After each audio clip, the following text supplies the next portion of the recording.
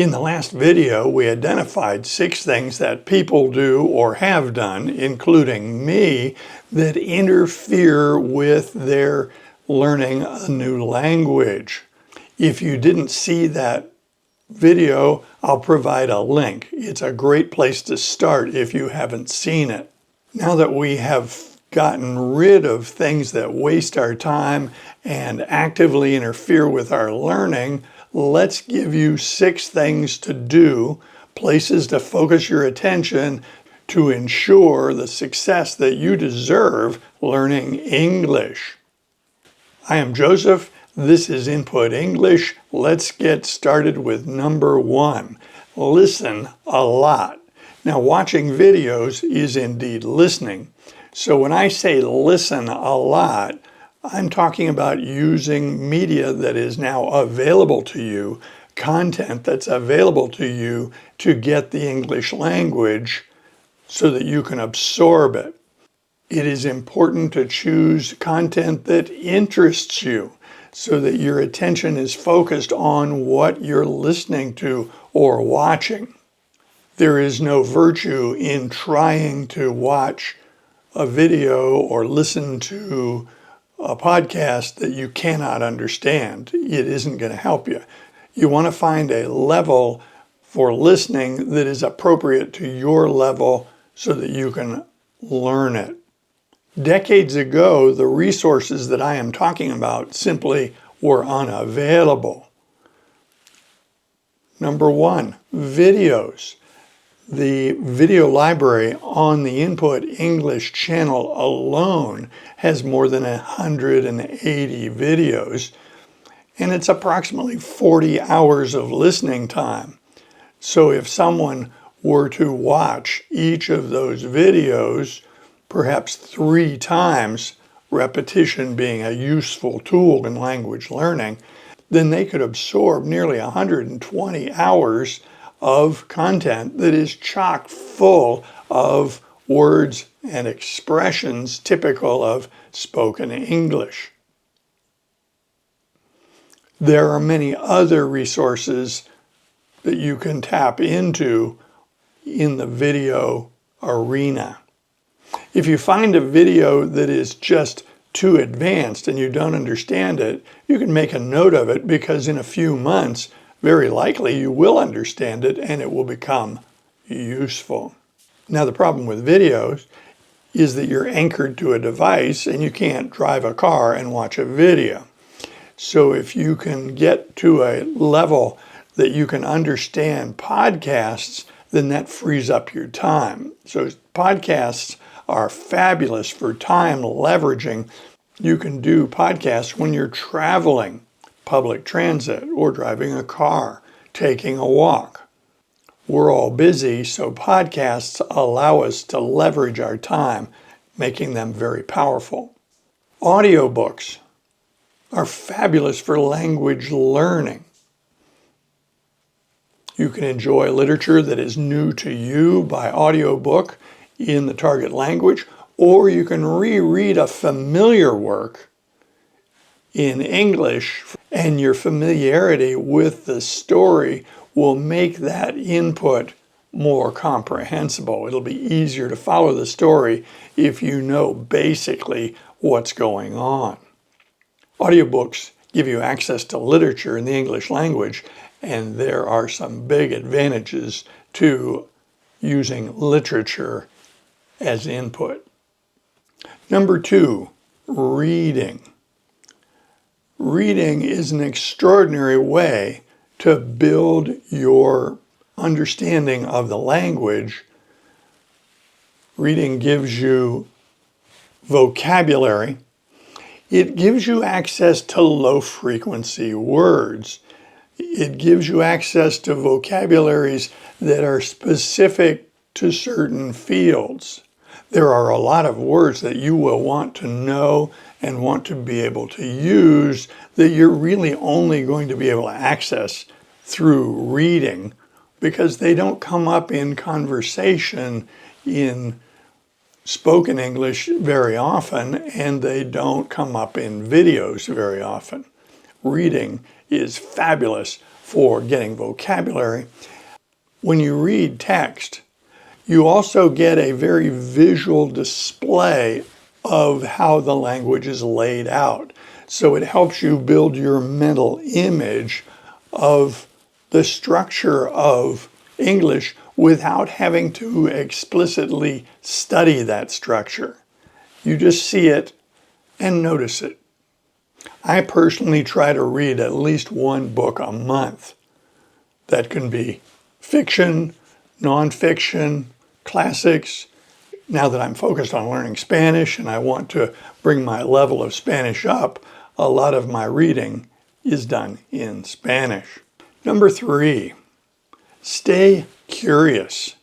This is one of our great superpowers.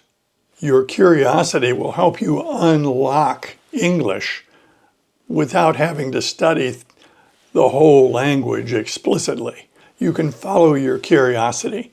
If a word is intriguing or an expression is intriguing, you can look into it. Now, years ago, that meant a paper dictionary and a very slow process. But now with smart devices and AI, you can get a lot of information very quickly and satisfy your curiosity. I would simply point out that your curiosity about things in English represents a superpower. Number 4, enjoy the journey. When you set up your program for the study and improvement of your English for the next year, let's say, create a program for yourself that you're going to enjoy. Pick things that you find positive, enjoyable, fun, and then enjoy the journey. This is not all about the destination. It has a great deal to do with the journey. Now, why do I make a big deal about this? It's simple.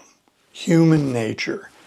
If you are doing something that you don't find enjoyable, you don't find interesting, you're probably not going to continue doing it.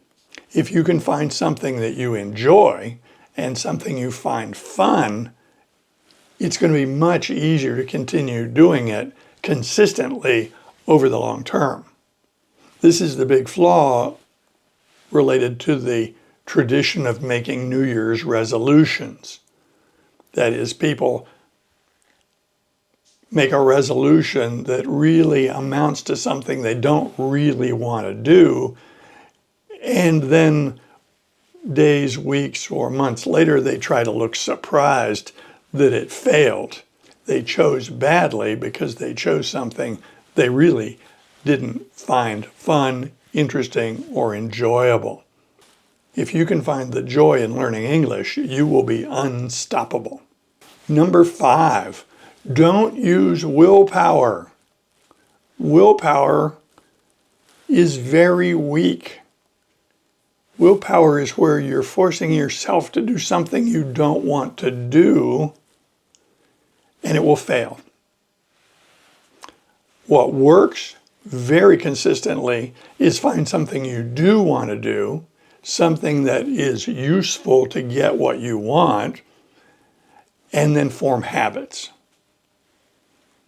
My success in pretty much everything I've succeeded in for the past 50 years has been related to habits.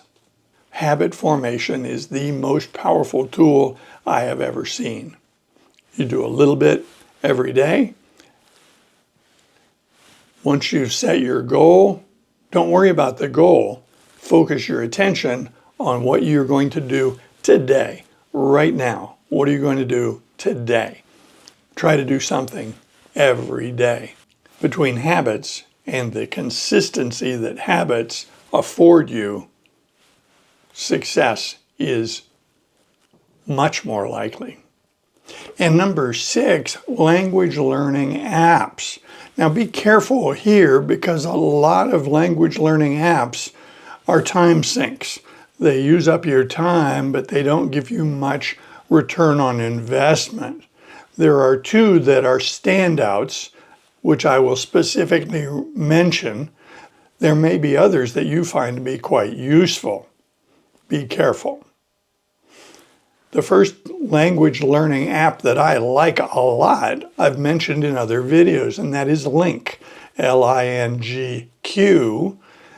And the reason I like that app is it does exactly what I want it to do.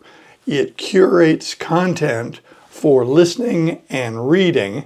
It provides it to me in a way that I can use it on a mobile device, and it even keeps track of my hours. So I find the Lingq app very useful because it does a lot of good things and it doesn't do any bad things.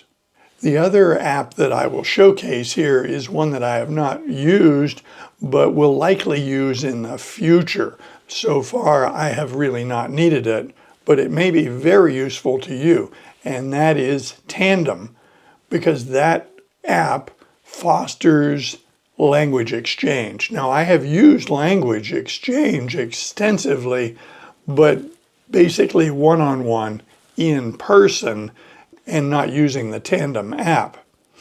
But this is very useful to find language learning partners so that you can do language exchange. You find an English speaker who will work with you, speaking English to you, and they're going to want to learn your language in a language exchange, so you speak your language back to them.